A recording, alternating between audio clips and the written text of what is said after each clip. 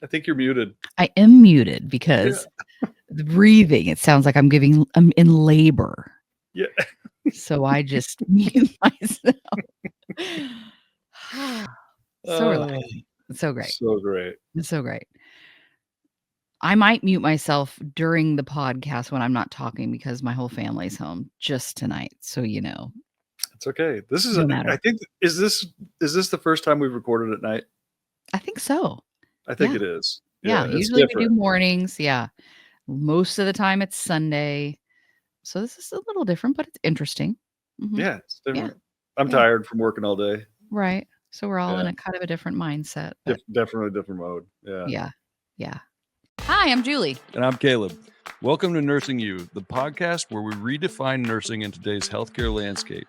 Join Julie and I as we step outside the box on an unconventional healing journey. Together, we're diving deep into the heart of nursing, exploring the intricate relationships between caregivers and patients with sincerity and depth. Our mission is to create an open and collaborative experience where learning is expansive and fun. From the psychological impacts of nursing to the larger implications on the healthcare system, we're sparking conversations that lead to healing and innovation. We have serious experience and we won't pull our punches, but we'll also weave in some humor along the way because we all know laughter is often the best medicine. It is. And we won't shy away from any topic, taboo or not. From violence and drugs to family and love, we're tackling it all.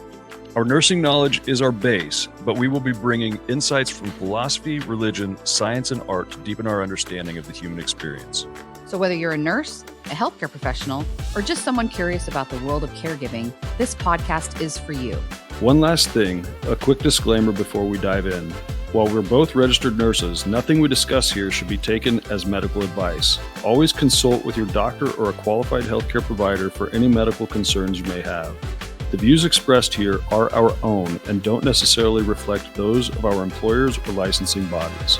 So let's get started on this journey together. Welcome to Nursing You, where every conversation leads to a healthier world. So, we have an awesome guest today, someone I'm super excited. We're both super excited. Beth is somebody that we both worked with kind of in the heyday of the ICU time. Our time together there. Time. Yeah. That's what it feels like. Like the 1920s. It was just like a roaring ICU.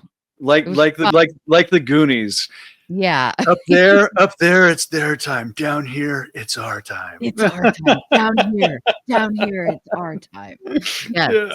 That's how it was, really, because I think any one of us, all of us could get together and it would be just like it was. It would just be the same. Mm-hmm. Yeah, for sure. Yeah. So we are glad to have her here tonight with us. Mm-hmm. So when I describe Beth, I always remember, the thing that I remember is what an exceptional person she is and has always been. Her life experiences are extraordinary, and how she has managed to navigate her life is exemplary, and she's just the best person. So excited to talk to her. Mm-hmm. She is like an angel. Truly. Mm-hmm. Yeah. Let's just bring her up. Yes. Yeah. Well, we couldn't hear anything that you were saying. I could see you down there reacting and talking. We couldn't hear any of it. It was just talking. Yeah. I just talking.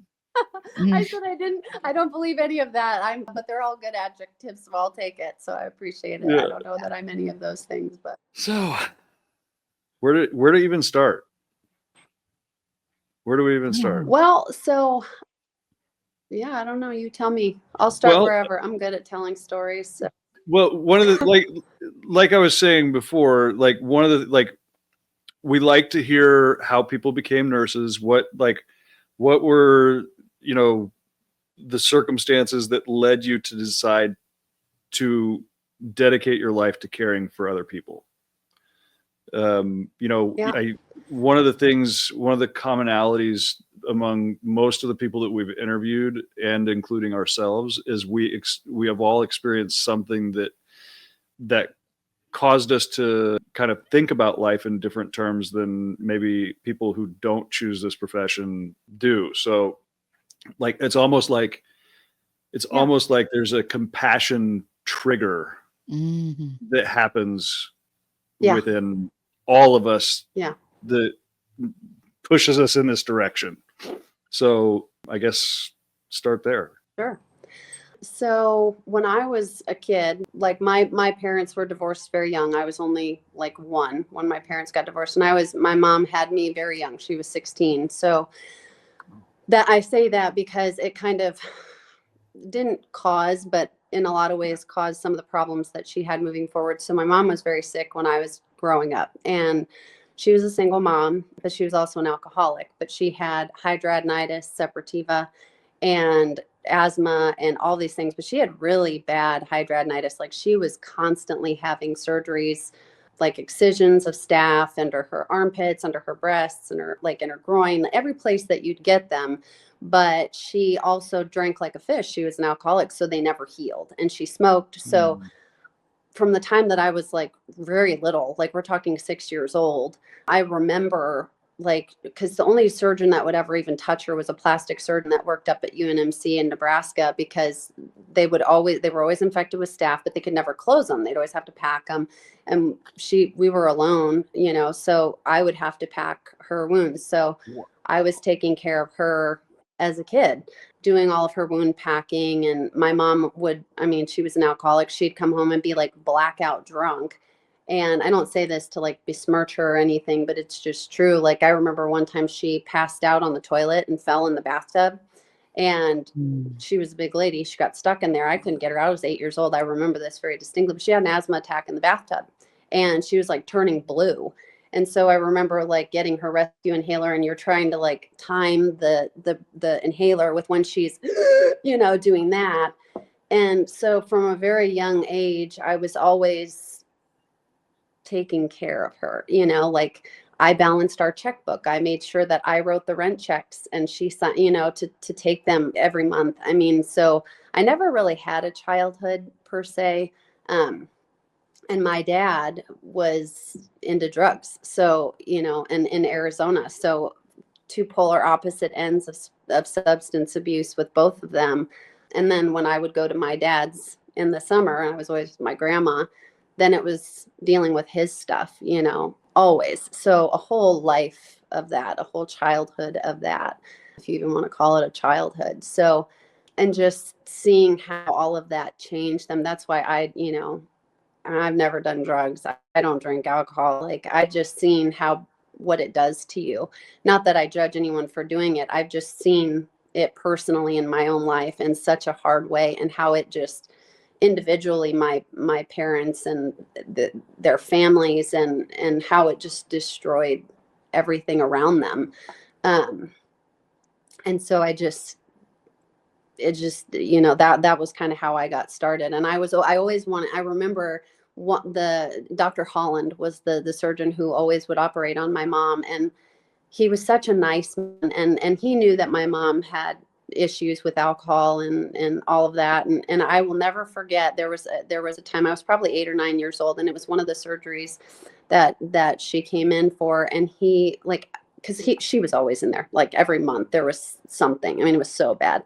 Like by the time she died, she didn't have a belly button anymore. And she'd been chopped on so many times that, I mean, it created like body dysmorphia issues with her. And it's just things that you look back, and it just breaks my heart for her now to see, you know, how you change, how you see someone when you're part of it, versus looking back and you just feel for them. But he gave me all these medical books, because he would always tell me, he's like, you should grow up and you should be a doctor. You should be a doctor. And I would, because, you know, we were broke. My mom was on welfare. Like we lived in the ghetto. I mean, we had bullet holes in our metal front door. No joke. I mean, you didn't come from a place like that and end up a physician. You just, you know, in my world, you just didn't. That's just not what happened. And I remember he brought me like this whole stack of medical books of his. And he was like, you know, when your mom is sick, because she wouldn't take me to school and things like that, he's like, you need to read, you need to study. And he's like, you know, this is your way out of here. And he told me that, like, when she was like recovering one day, and he gave me this huge stack of medical books. And so I did. And I told myself then, I was like, I'm going to be a doctor when I grow up. And moving forward in time, I'm not a doctor. I'm a nurse practitioner. I was a nurse first. But the reason being is I started as pre-med, and then my grandmother who raised me, my dad was having a lot of issues with like drugs, and at one point was homeless and living in a car. She was like, you can't go to medical school because A, nobody can help you pay for it, and B, like, you need to get out of school so that you can help me financially take care of your dad. And so I changed my major so that I could help my grandma and get out of school faster. And that's a big part of what brought me from Arizona to here, was because eventually I needed space from him. I needed to just get away from all of it, because I could, bleeding heart, like I couldn't be in the same city and know like, oh, my dad doesn't have electricity, my dad's going to be homeless, this, or, so I was constantly like, oh, I'm going to pay your rent. I'm going to pay, so I'm paying here. I'm like 21, graduated from college, paying my rent, paying his rent, paying for my groceries, paying for his groceries. And it just got to be to the point where it was too much, and I wasn't living for myself anymore. I was living for everyone else. And so I left. Yeah. So, but that's how I I went into healthcare. I've always sort of done it, I guess. Yeah. I remember bits and pieces of that story. Yeah. And it's just remarkable. Yeah. It's just incredible.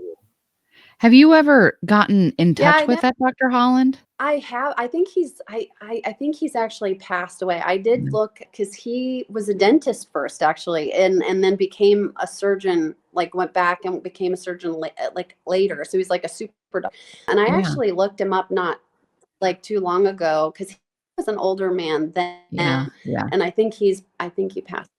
Yeah, probably. Yeah. Yeah. I still remember his face. He was always very instrumental, and he just kind of had like a grandfatherly like way about him, like, and just kind of like that silent, because I think when growing up, especially to, in like an abusive household with substance abuse, is like you didn't talk about it, right? Like, you're not supposed to talk about it. And part of me was like protective of my mom. I didn't want her to get in trouble, because that was part of my caring for her, was like keeping up the lie, I guess, in some ways. Yeah. But then as a child who is in a bad situation, you just want help so badly, but you can't talk about it. And so like my principal at my school, I remember if I hadn't shown up at school by like 9:30, he would call our house, like when you still have landlines and dial phones, and was like, is your mom sick today? And that was kind of the code word for, is she hungover? Like, and he'd come pick me up for, in his minivan and bring me to school, So, but everybody knew, but nobody said anything, even Dr. Holland knew, but, what could you really do, I guess, to help? Right. I mean, CPS got called my mom so many times, but my mom was friends with everybody. Like, I remember there would be times CPS would come to my house and then they'd leave and go to the bar with my mom, like in the same night. So I know. And it was hopeless for me, because I'm like, I'm never going to get help. Like, like she's brosips with these people. Like, what the heck? So you just learn to just be quiet about it. And then it's embarrassing too, as a kid. Like, you don't want to, like, nobody wanted to be my friend, because like, you're saying my mom chain smoked in the house. And so like when we'd put our coats in the cubbies, like my coat would be here and then everybody else's coat would be over here, because it smelled like smoke and nobody wanted, and as a kid, it just hurt your feelings, because you just feel like nobody, wants to be by you or whatever. But now that, I don't smoke, and you smell somebody who smells, I mean, you get it. You're like, okay, I understand now. But at the time, it doesn't make sense. And, your mom shows up still drunk to school. I mean, it's embarrassing. And so you don't, hi, I'm Beth, and this is, like, you don't lead with that kind of thing. So for a long, long time, I was kind of embarrassed, and I didn't want to talk about it. But I think it's probably like in my late teens, early 20s, I kind of just got to a point where I was like, I'm okay with this. Like, it just is what it is. And I used to think it was a reflection of me, these decisions that other people made, like my mom and my dad. And I finally just realized after, therapy and praying, and that it's not a reflection of you. And you learn to be okay with it and kind of move forward and think about it differently. It's about thinking about it differently. Yeah. We've talked about kind of how rock bottom brings about, like, the term is individuation, that, we have these identities that are tied up in our circumstances, and we think that, we identify, or we view ourselves in the terms of our surroundings and the people that are around us. And when you go through something that separates you entirely from the people around you and takes you to that rock bottom place, that's where you actually discover yourself. And you individuate, you become your own person, and that's where life kind of begins in a lot of ways. Yeah. I would say, you always think like, okay, I've hit my rock bottom, like this is it, it can't get worse. And then something else happens, right? Like I would say that I've had, so many moments like that where you think like, okay, I don't know how this could get, and I think they're all different. And I think they teach you different things. Like I remember, just speaking to my parents, I think something that took me a long time to learn is to separate the substance abuse from the person, because it's different and it's an illness. And you don't see that until you're removed from it a little bit. And it's hard when it's someone so close to you and someone that you love, because all you want to do, and then, especially, as I got older and I was in healthcare, like your job is to fix things, like your job is to right the wrong, to fix the situation. And when you can't, and that, goes into like how I felt with Jason, is you feel like I felt so incapable, like I was broken, like there was like I can't fix this, and with my mom, I remember just having to separate kind of mentally, like my mom as my mom and my mom as this person who has a problem, and dealing with both of those people differently, because they responded to me differently, and that's really hard to do, because the self-awareness that she needed to say like, yeah, I have a problem and I need help, that's hard in and of itself. But then she didn't want help from me because I was her daughter, right? So she didn't want me to tell her anything, but I was the only one who loved her enough to be honest with her and tell her the truth, where everyone in her circle was like, oh yeah, keep doing this, party, come with me, do this, and they weren't, so that was really tough. And I had to have some really hard conversations with her after Beckett was born, because, here I had this different approach to her until I had my own son. And then I was like, I look at my kid, and as you've looked at your kids, and you're like, I've never loved anyone as much as I love you. Like, how could, and then I look at my mom, like, how could you have treated me this way my whole life? And there was a part of anger in that moment. And I was like, I have to live for my son now. Like I can't live for you. I have to live for Beckett and love you from a distance. And that was the year before she passed away. And that was really hard. That was like really hard. But I needed to do that for my mental health, because it hurt me to love her. It really did. Like it was destroying me to love her. Because it's so hard. Sorry, I'm gonna cry. It's so hard to watch somebody you love just go farther and farther down the hole, and you're trying to hold on to the rope. You're trying to, catch them, and there's nothing you can do. There's just nothing you can do. So, and then when she died, when she committed suicide, it was so final. And I felt, and then my grandmother, her mom, who was also processing this poorly and everything. And that's the other thing, her family wouldn't say like she's an alcoholic, they would just keep enabling her to oh, she has problems. We wouldn't put a name on it. And I think it's important to have a name for it because there's no shame in it. It's just recognizing what it is so that you can get the help you need. And she never was able to do that because, the only person who was willing to say anything truthful was me. And so she'd just cut me out for a time, or she'd be horribly mean to me or abusive or whatever, just to keep the truth away, and then be around the people that were enabling the behavior. And so my grandmother, after she died, called me and was like, this is all your fault. You did this to her. Your mother will never, God will never forgive you for what you've done to your mother. Her words, not mine. And I just, I struggled with that for a long time. Just like, was this my fault? Like, did I do enough? Did I, so it's that, gosh, that's like a totally different thing. Just her, like, in and of itself. But yeah, she was always probably the reason why I ended up being in healthcare in general. Like, yeah. What do you think it was that got you,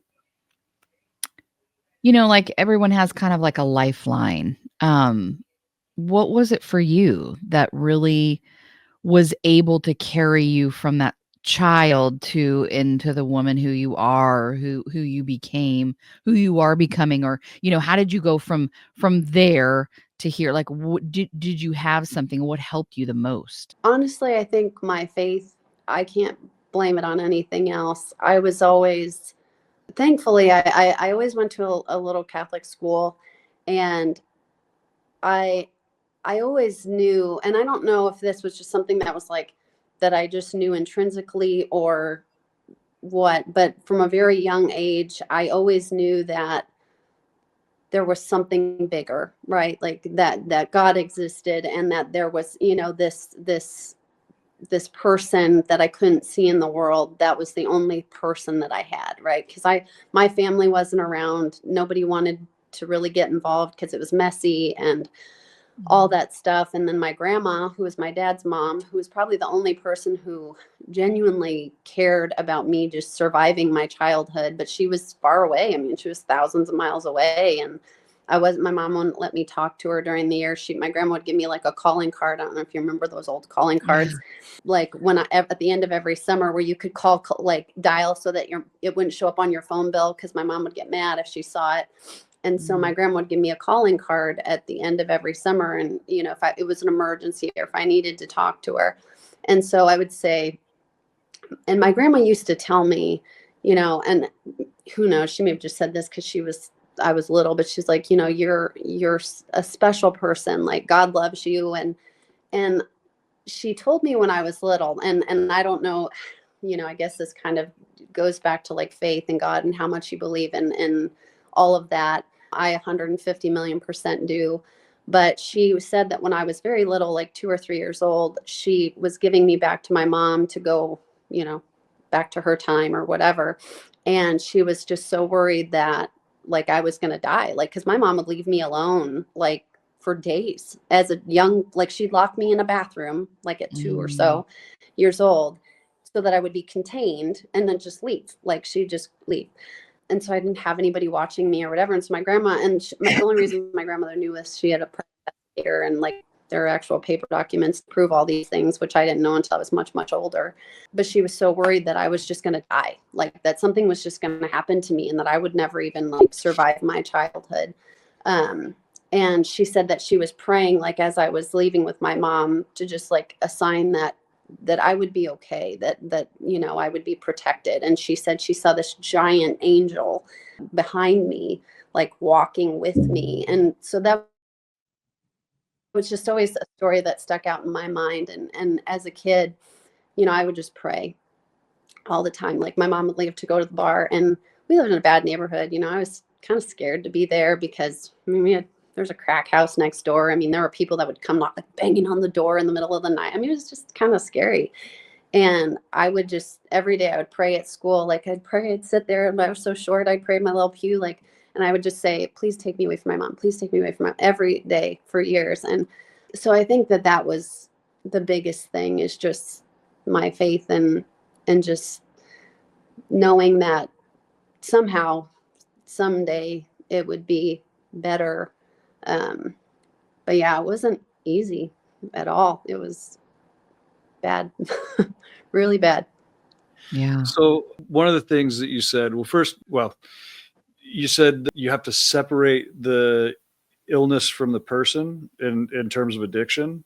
And so, Yeah. so Julie and I have talked about our own addictions on the podcast a lot. How the trauma kind of informed what I would call maladaptive coping mechanisms. That we were coping with the things that we were experiencing, and we were doing it in ways that were not serving us in any way. I think you can use substances to kind of elevate and get yourself out of a mind state that you're in, but if you don't have any controls to pull you back into reality, you lose control.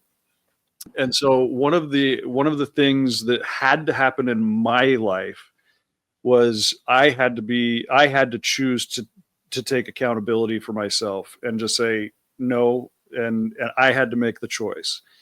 And so there's this accountability element, and so what I'm kind of getting at, you said when you termed it addiction as an illness, and one of the things that I have personally wrestled with is this idea that you hear people say, when you call an addiction an illness, you remove accountability from the individual and you're blaming it on something external versus, and so there's this idea that this external thing is causing you to do the thing that's not good for you. But then for me in my personal life, I had to take accountability in order for me to get out of that situation and get out of that behavioral pattern and make the changes. Yeah. So where is that, like, what are your thoughts on all of that? So I think, I kind of think about it in two separate ways. So as the person who's struggling with it, and then the person who's like involved in the person's life, like the family member or the wife or whatever. So I think that when I say I had to look at it as two separate things, right? Like my mom is my mom, and then kind of this illness as it's, because, from my own experience with it with my parents, you do have to see it, right? Like you have to see, like, and realize, okay, this is a problem. This is a maladaptive response to whatever it is that you're trying to drown out. Like my mom, it was hurt. She was sexually molested as a child. My dad hurt her by leaving her and left her with me. And she, looking back as an adult, looking at her life, how hard that must have been for her. She was 16. She got kicked out of a Catholic school because you couldn't be Catholic and be pregnant at the same time. Back then, that was a big no-no. One of my huge problems with organized religion, there's a big difference between religion and faith, right? Got kicked out of her house.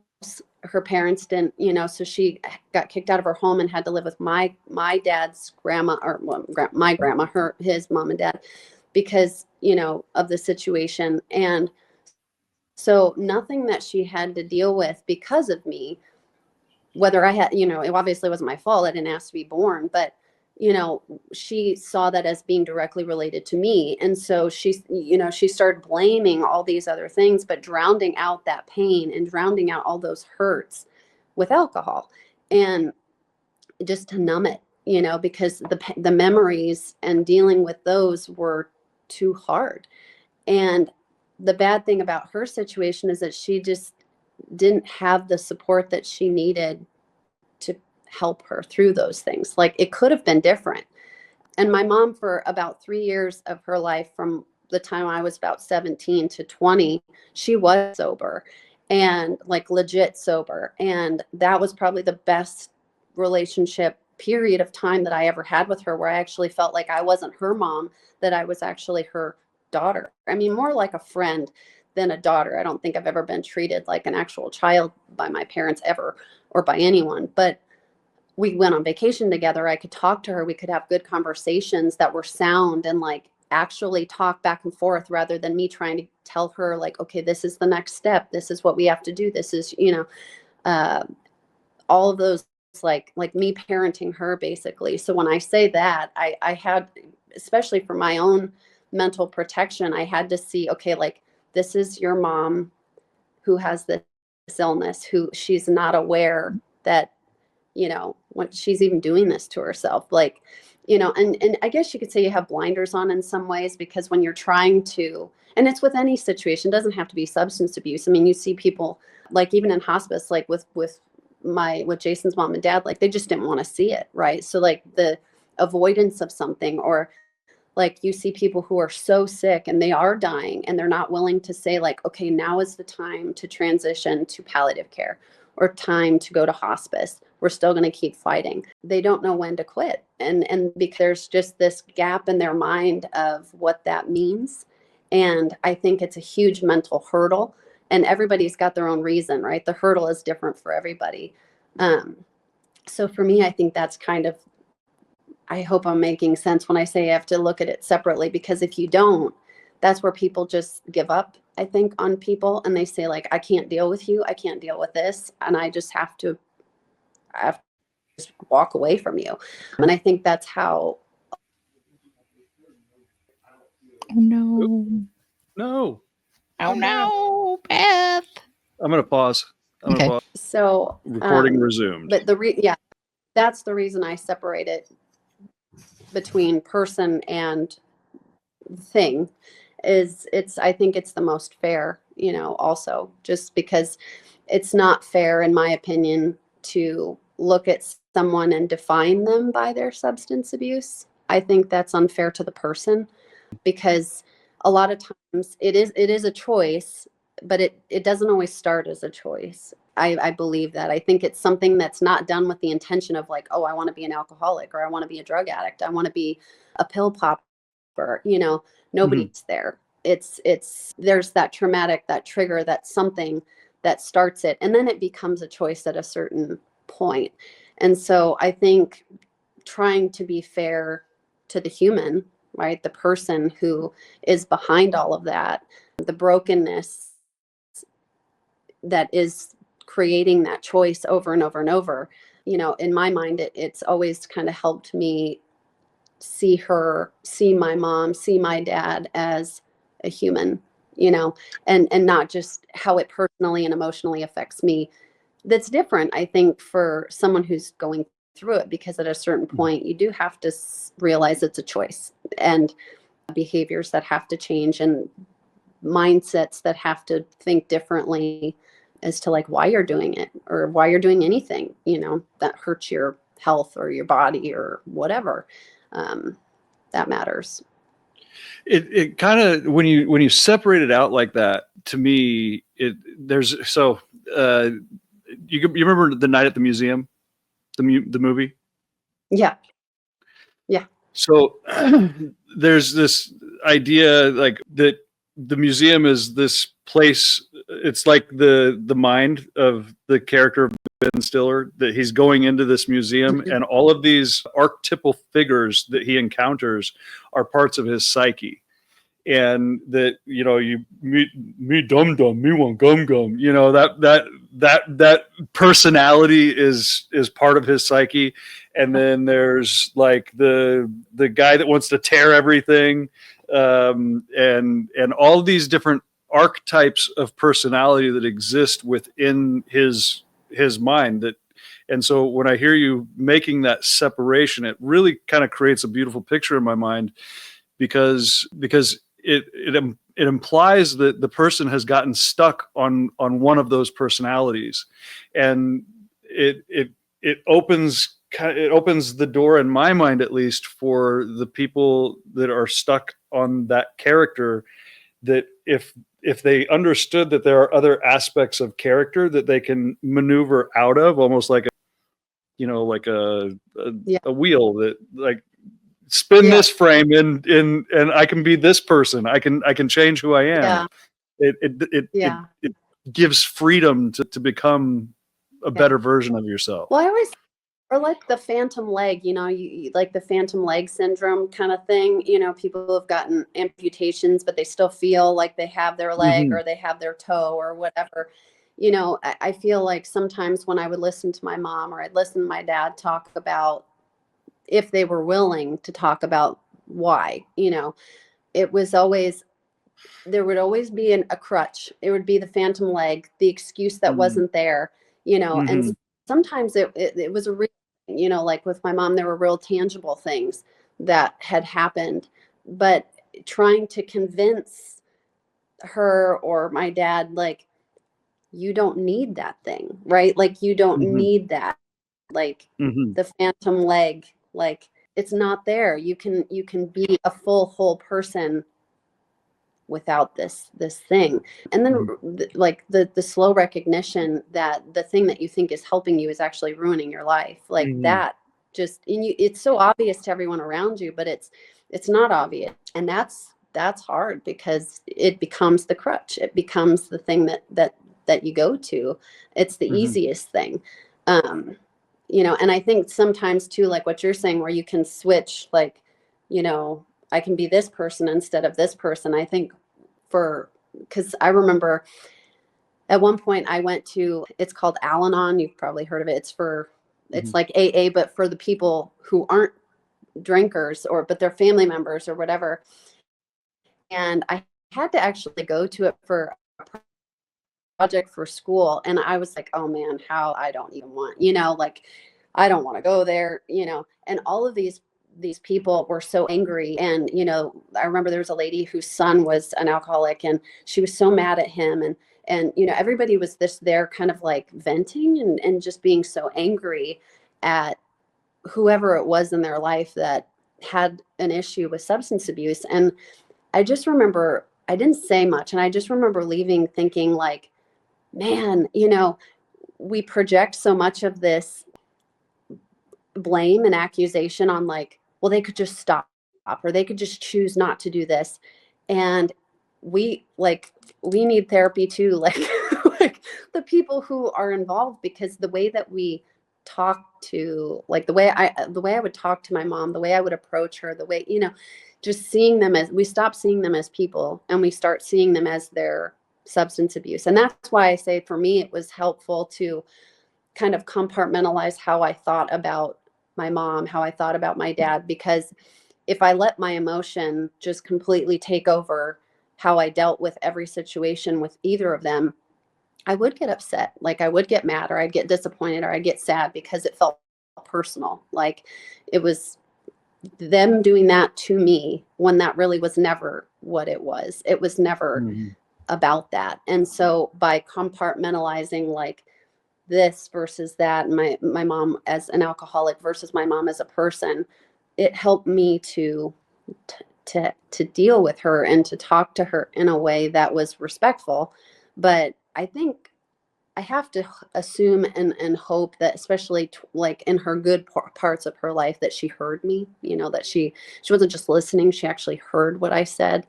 And when she was sober for that long period of time, I really think she did hear me. Like, those things were taken to heart, because she made actual changes. Like, I helped her move to a different city where she wasn't around the same people who were taking her to the bar all the time, and helped her adopt a dog, and, you know, just normal constructive things, and things that made her feel proud of herself. And, you know, kind of finding that purpose in her life again, that had nothing to do with me, or had nothing to do with her family. It had everything to do with, like, who am I as a human, and what do I like, you know, what am I good at, and what do I want to do? And so I think for the people who are on the outside of that, who aren't, you know, substance abusers, if that's the name we're going to give it, but who are the family members or the friends or whatever, is just trying to remember that that's not who they are. And I don't think it should define who they are, because that's not who they started out as, you know.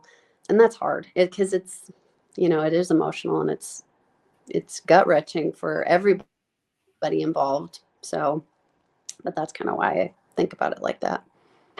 Well, and it's amazing that you were doing that at such a small child, you know, that you were able to, as a small child, it's the nature of the brain to protect you, because you had to stay safe. She was who was supposed to keep you safe.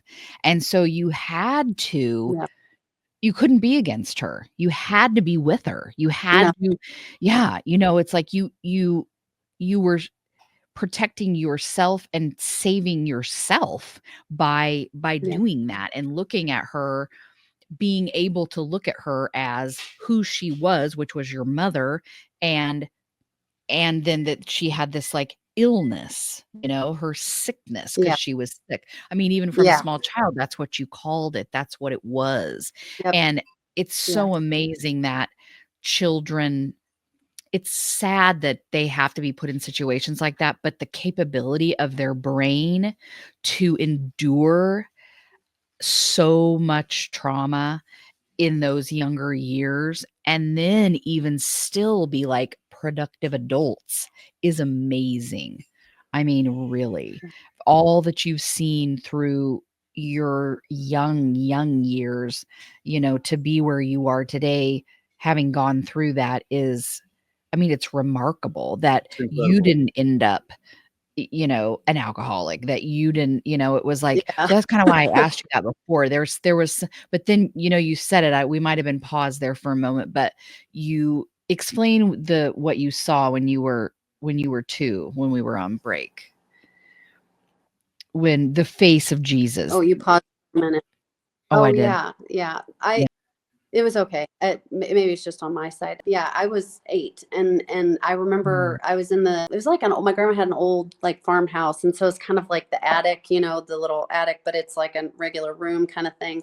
And I was always scared to be up there. It was creepy, and it smelled like old people. And no offense, that was not meant to be offensive, but it just had like an old grandma house smell, and it was dark, and it was long, and it was just it just was creepy up there. And so, but my mom and I were up there, and she was kind of being mean, like, hitting me, just not, know, not good. And the only time she was allowed to drink at my grandma's house, because she lived in a different town than we did, was when my uncles were there, and, like her brothers, and they just hoop it up and whatever. And I remember, like, I always say, like, whenever I talk about it, and people say, well, I don't know if I hear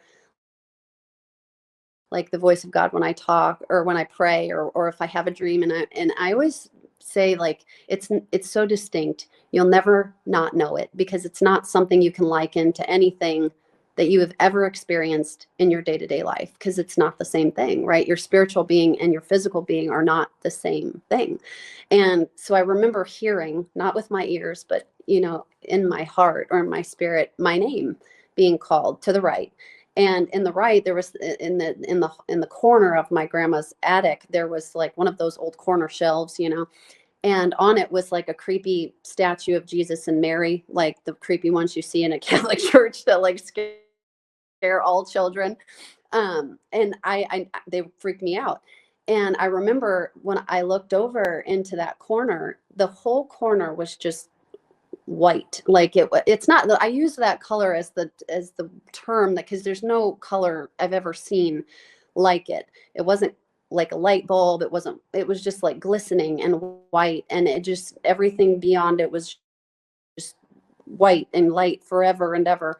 And Jesus was just standing in the middle of it, and in just a white garb with a twine rope tied around his waist, curly brown hair, shoulder length, maybe a little shorter.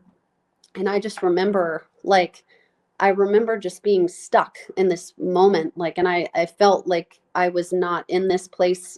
I was in a different place. But I remember seeing my mom in the periphery of my left side. But everything in that periphery seemed like slow motion, like it was like I was in a bubble. And I heard her calling my name, but it sounded like, if you've ever heard somebody yelling and you're underwater, like that, like an echo, or, it sounded like that, like far away. And I remember her shaking me, like I felt it, but I didn't feel it. And I just remember staring, like being just affixed to what I was seeing. And I have never in my life, sorry, I'm going to cry, felt so much peace and felt so loved. Because I never felt loved as a kid. I was always told, you're unlovable. Nobody would ever want you, or, So I didn't know that as a kid. I didn't feel loved or accepted or wanted. Sorry. And I just remember just this feeling of just through me and in me and washed all over that I was loved very genuinely for as broken as I was. The kid that nobody saw, I was seen. Sorry. And I remember, again, hearing, not with my ears, because he never like spoke with his mouth, and just constantly just staring at me and just in a loving way. And just, I remember hearing, it's going to be okay. Like, you're going to be okay. And then I blinked and he was just gone. And I remember just like wanting to go back, like, oh my gosh, just take me with you. Like, I don't want to be here. Like, I want to be there. And my mom thought I had a seizure or something. She was like, thought I had an absence seizure. And she was like, what is wrong with you? What, you know, and I told her, and I don't know if she just didn't believe me or she was just like, you're crazy or whatever. And I remember I told my grandma, my dad's mom, because she was a painter and she was the one who saw that angel over me when I was very young.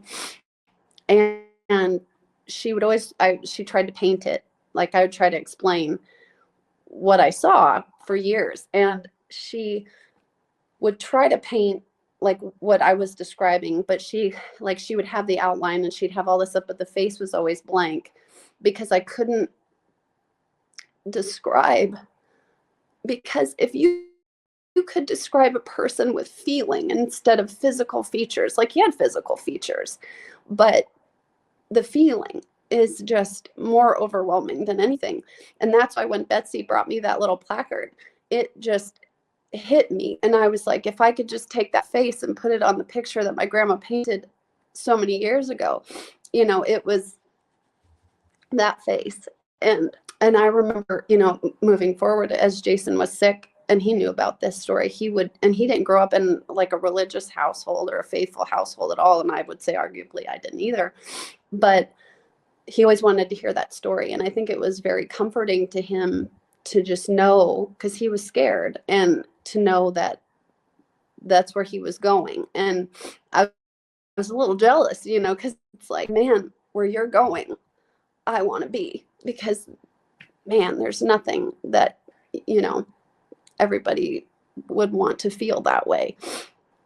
So, but anyways, yeah, that was the thing that kind of got me through. And you know, it was a hard thing too, because it's like, it wasn't until I was 12, so 4 years later, that I finally got taken away from my mom. And it was just like, man, what took so long? You know, I mean, God's timing is very different than ours. And I don't know why. I mean, I don't have any explanation for that. But it's always been like, it's probably the most significant moment I think I've ever had in my life. And the thing that I always go back to when all these bad things happen is that I know that it's not because, like, you know, so I've heard so many people say, well, you know, bad things happen. Why would God let bad things happen? You know, and it's not because of God. It's something different. And yeah, so that's a big conversation, huge conversation, but yeah, sorry, my nose running now. What do you think, Caleb? I think Beth is exactly as we described her before we started recording. Yeah. Just an exceptional person. No, it just is. I mean, it clearly, you were here for a reason. You were there with your mom for a reason. You were born into that family, to those parents, for a reason. You got married to Jason for a reason. You had Beckett for a reason. It's all for a reason. And it just is. And some people that, you know, and I think we're all here for different reasons, but you know, yours is clear and very distinct, you know, and so beautiful to be able to speak about faith and what, you know, that it was almost like you're like a rope, you know, like if you're falling off the cliff, but you have the rope, you know, you can always like click onto the rope, with that. Yeah. I wish I think could like give that to people, because there's a song, there's a Christian song, I don't know, it's I Thank God, it's by Maverick City Music, I think it's there in St. Louis, but it's one of the verses is like basically like, I've seen and I don't have any reason not to believe. And I think that I think that about myself all the time, like when I've had issues with being angry with God or being frustrated or questioning, like when Jason was sick, like, you can't choose your family. You're born into the family you're born into, and it is what it is.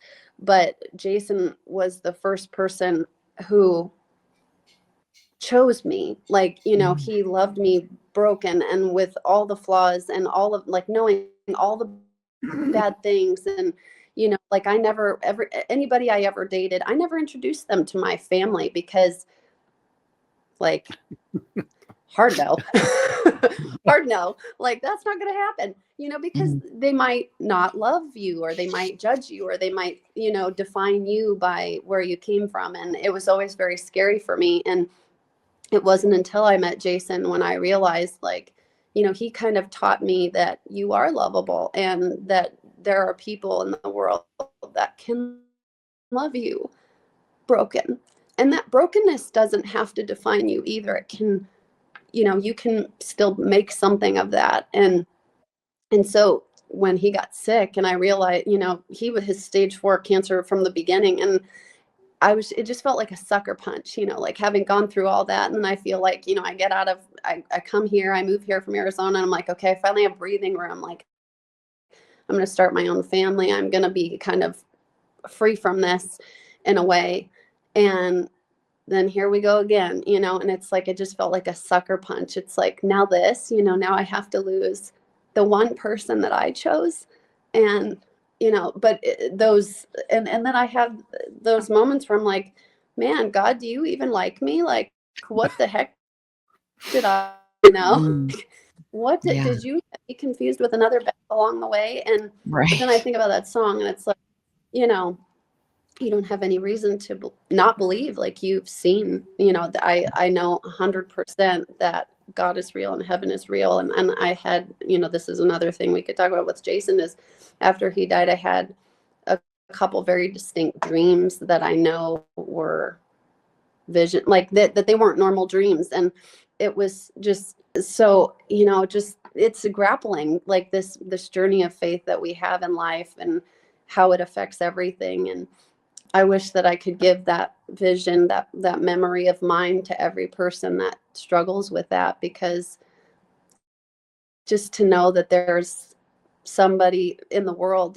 God came to the world to take away all the reason that we would have an end at death, and that death is not the end. And not the peace that you feel, and just being able to move forward with your life, and being able to, the freedom that you have to be able to choose to live it. So much of it comes from not giving up, but giving in and letting God take over your life. And at least for me, that's been the only thing that's kept me going and kept me sane.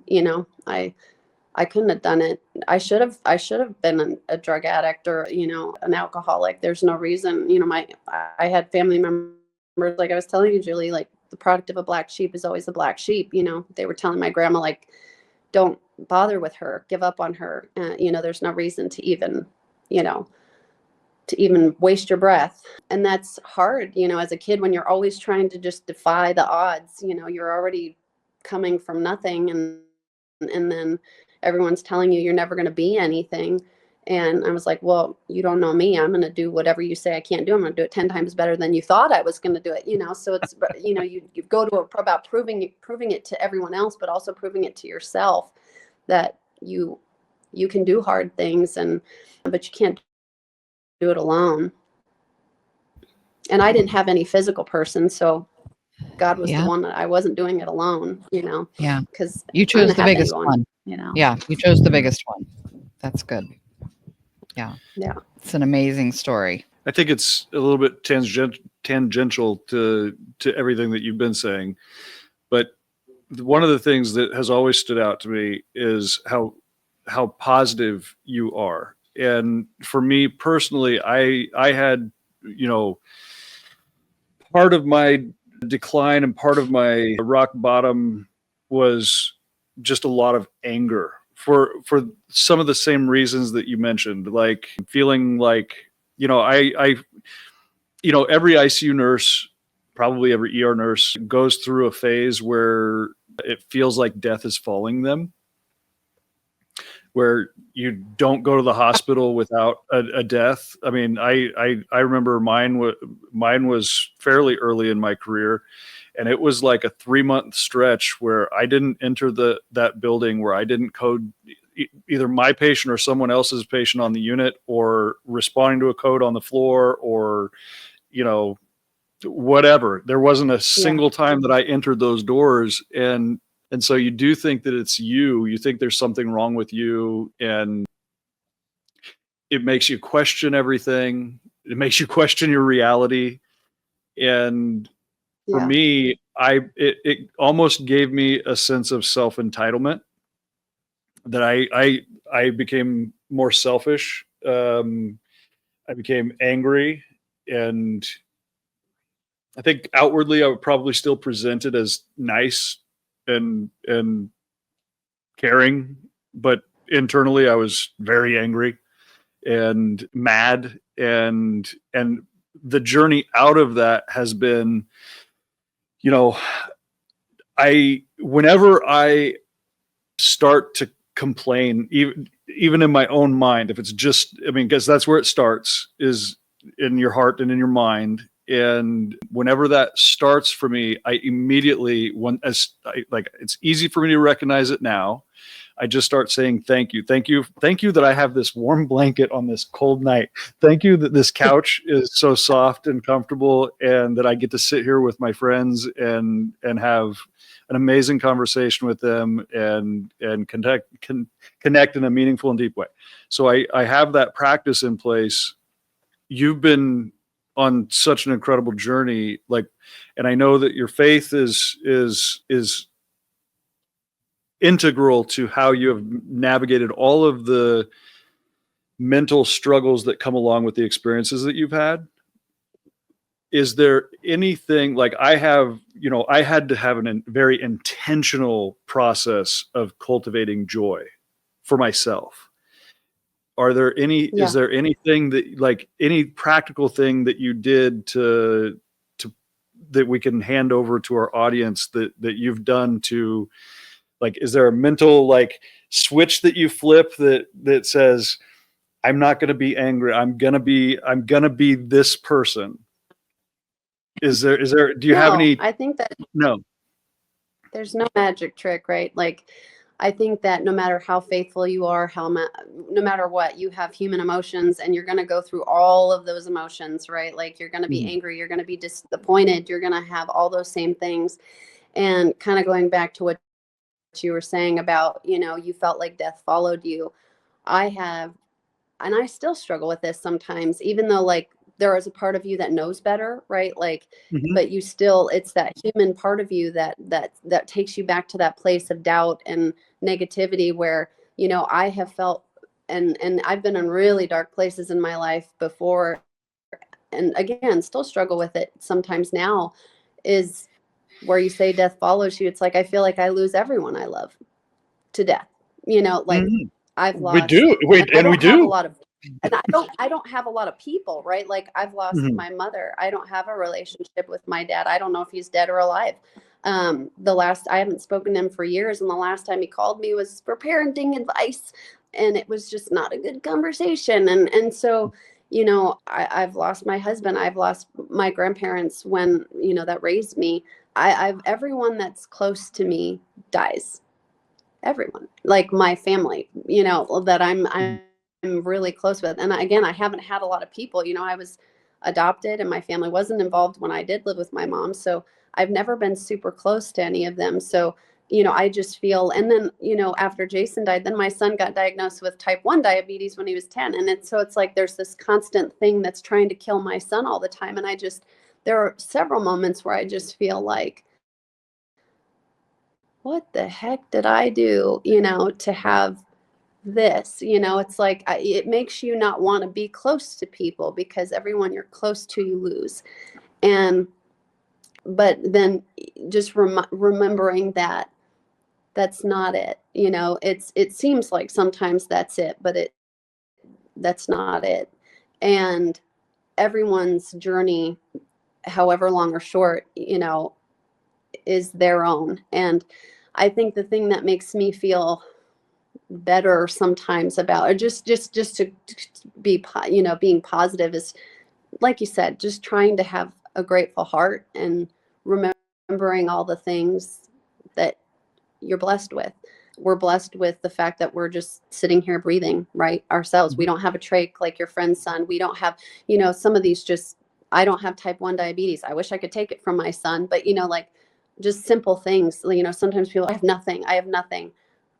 We all have one thing. We can all come up with one thing. And I've often, and I also realized too, like, and this sounds silly, but it's made a huge difference in the last couple of years. I don't cuss anymore.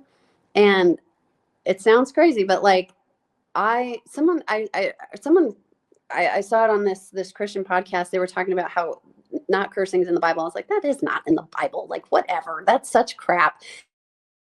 It's actually in Thessalonians. And so anyways, I went to the Bible and I read it and I was like, okay, well, let's just do a little trial and see. And what I realized was, like, even with like just driving, I would get someone cut me off and that just cussing made me more angry, and it made me perseverate into this negative place of just getting more anxious, getting more wrapped up in the anger of whatever's going on in the moment. And so I don't cuss anymore. And it does make a difference, because when I want to, I don't. And I'm like, "Rrr!"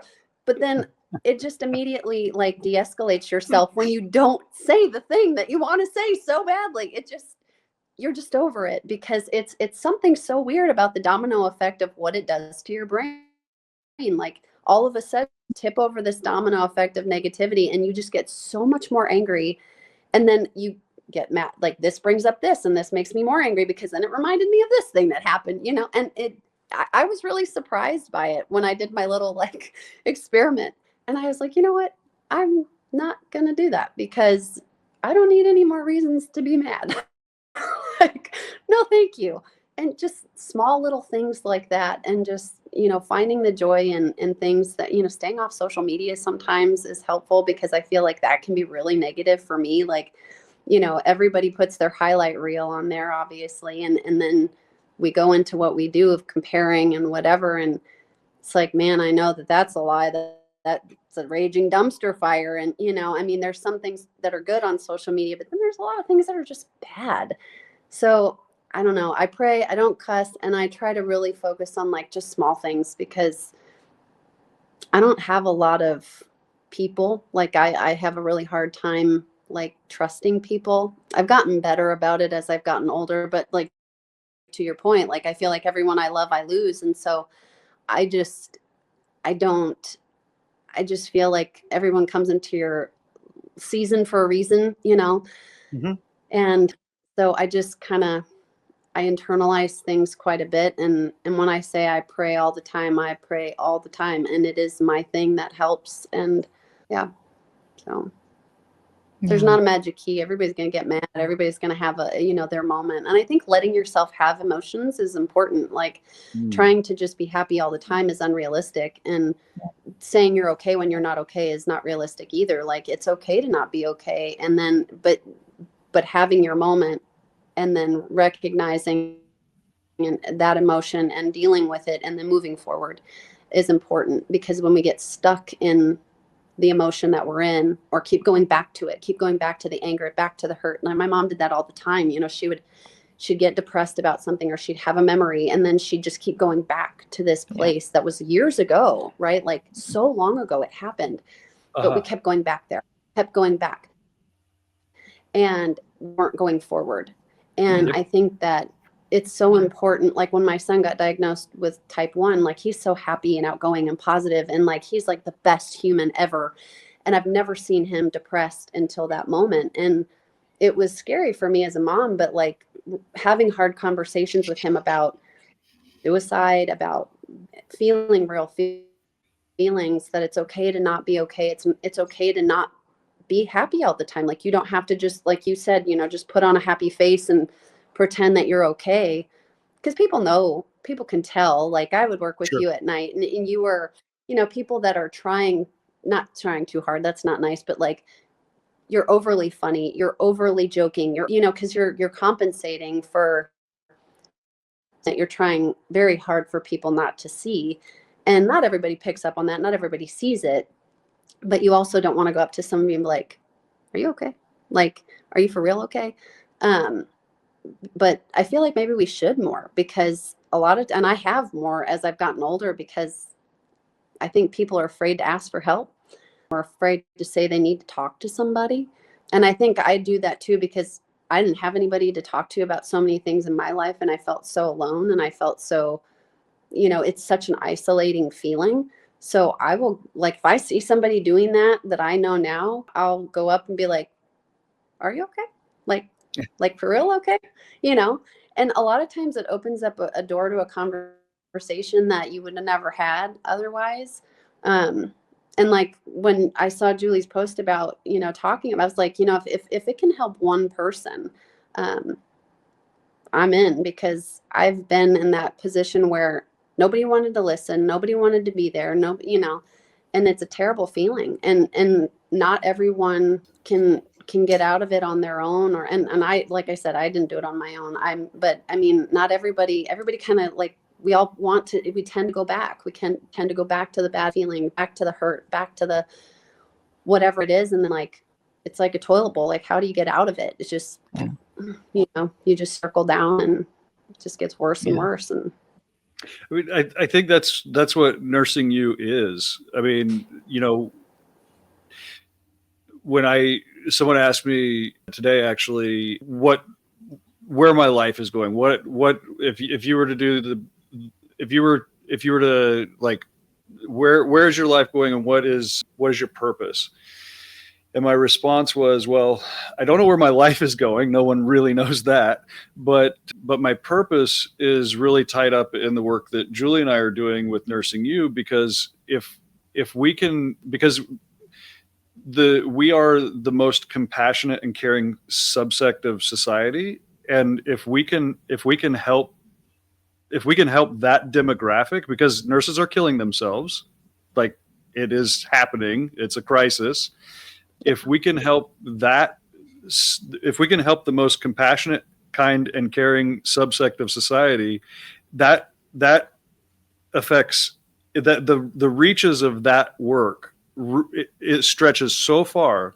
It helps so many people. If we can help just that one person, their compassion, their caring, and their kind spreads to everything else. Mm-hmm. And so I think kind of hit on that. You hit on that with what you were just saying. Yeah. Because we talk about that a lot too, is, nobody ever talked to each other about, how are you feeling after that code? It was like, did you get everything done? What did you do? Get your other medicines, quick. Checking your times. Yeah. Get the bed emptied, get the body bag, you're getting another patient, Yeah. And right. Nobody talked to each other. And I even find myself, although I don't work in an ICU, but when I'm there, I'm different. I'm just different around other nurses these days, and people, because you have to speak and you have to talk, and you're not taught that. You're not taught that in nursing school, for sure. And it's just not part of the landscape of an ICU or an ER, really, is what I know, and it takes people like us going through situations that we've been through, coming out on the other side, healing ourselves, and becoming more whole, and to be able to then help to heal other people, and I think that's what you're doing. That's what we're doing. And, it's only good. Yeah. Well, I think nurses are nurses are the worst because they're at the bedside all the time. Doctors and nurse practitioners, they're, it's different. It's similar, but different. It's just a different vantage point. But having been on both sides of it, patient side, working side, is that nurses, again, your job is to fix it. Your job is not to be the one that's affected by it. Your job is to have the answers to fix it. And so you're not allowed to, especially when you have a shift, you're busy, you don't have time, process everything that's going on, because you are just trying to fix it and stay ahead of the next problem and the next lab and the next whatever, prevent the next code or whatever's going on. And so you don't get the mental piece to just like process what's going on. You compartmentalize this part of yourself, Julie the nurse versus Julie the person, and then how it can, but it's connected, and it's hard to separate from that, because you can't. It's just it's part of you, and you get to know these people's families, and it becomes very personal, and it's hard especially when you know you're going to lose someone no matter what you do, and there's no fix for it, especially when, especially a family who's like, wait, what? Like, you can't, like, they're in a hospital, you can't fix it. It's like, death is an inevitable end for all of us, and having that conversation with people is really hard, that no matter what you do, at some point in life, we're all going to hit that crossroad where death is the inevitable end, but it's not the end forever, and I think that for me, that's the thing that helps in some ways, is it's the end to suffering in a lot of ways. It's the end to this chapter, the beginning of a next, and there's so many things that death causes for people that are left behind, but then trying to stay hopeful for the not being selfish about how we feel about death, but selfless, and saying like, okay, this is the end of that chapter for that person, but it's the beginning of such a beautiful and better chapter for them, no matter how that makes me feel, you know what I mean? And that sucks. That's really hard, especially when it's someone that's close to you or someone that you love. But it's a tough pill to swallow, for sure. I mean, there's several people that I've lost over the years in ICU or just wherever. Like, I remember coding somebody like on the bed, running down the hallway from a rapid response. There's just things that stick out to you and you remember, and those things just, they move you, and it's sad. Like, I've lost patients and I've just had to cry about it, because it's sad. You've taken care of them for so long, they share things with you when they're sick, and you get close to them. And like, even now as a nurse practitioner, having to tell patients sometimes that they have cancer, it's hard, like I leave a lot of those rooms sometimes and I have to just find a dead hallway and cry, because, that's all you can do, because you're human, and you should feel those emotions, trying to drown them out or say that, suppress them, and it's not healthy. No, releasing, you got to release it. Yeah. You got to let it go. You got to release it. Yeah. I've definitely learned that for sure. Yeah. It's hard, because you don't have time, and I know. But you grow to love them, though. I mean, I've loved so many patients. It's like, you just you feel for them. Yeah, for sure.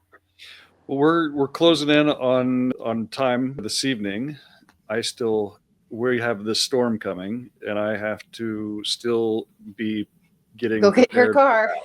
I have to I have to trade cars. I've got still an evening left. So thank you. And I'm tired. I've got to work again tomorrow. It doesn't end. Nurse life never ends. Nurse life never ends. Nope. No, it doesn't. No. Hashtag beast mode. Totally. Right? Yeah, this beast is ready for bed. Yeah. Beast mode in my bed. Yeah. I get it. Yeah, absolutely. Yeah. So we got pretty far. Did we even make it to nursing school? Kind of. We got the reason why she went. Yeah. I'm long-winded. This may be It's the okay. worst mistake of your life. That's funny. Let's have Beth on. No, it turned out so beautiful. So different than what I was anticipating it when we were talking. No. You're coming back. You're coming back. Yeah. We're gonna have a little mini series with you. Yeah. Yeah. It's great. Oh boy. We hope you've enjoyed this week's episode. Remember, the conversation doesn't end here. Keep the dialogue going by connecting with us on social media posted in the links below or by visiting our website. Together, let's continue to redefine nursing and shape a brighter future for those we care for. Until next time, take care, stay curious, and keep nurturing those connections. And don't forget to be kind to yourself.